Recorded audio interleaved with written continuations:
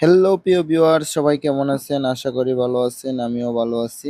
তো দেখতে পাচ্ছেন আমি আজকে আমাদের গ্রামের পাশে একটি রাস্তা থেকে দাঁড়িয়ে আমার ড্রোনটা উড়িয়েছিলাম। দেখতে পাচ্ছেন গ্রামের যে সবুজ শ্যামল গাছগুলো এমনকি ফসলি জমিগুলো কিন্তু খুব সুন্দর দেখা যাচ্ছে।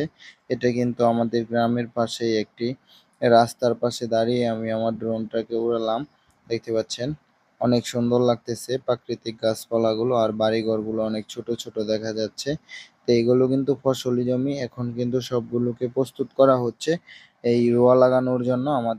আমাদের এই জায়গায় ধানের বীজ রোপণ করাকে রোয়া লাগানো বলা হয়। তো দেখতে পাচ্ছেন এইগুলো এখন রোয়া লাগানোর জন্য প্রস্তুত করা। তে হয়তোবা ২-১ দিনের ভিতরেই কৃষকরা লাগিয়ে দিবে। তে অনেক সুন্দর লাগতেছে কিন্তু গ্রামীণ পরিবেশটা।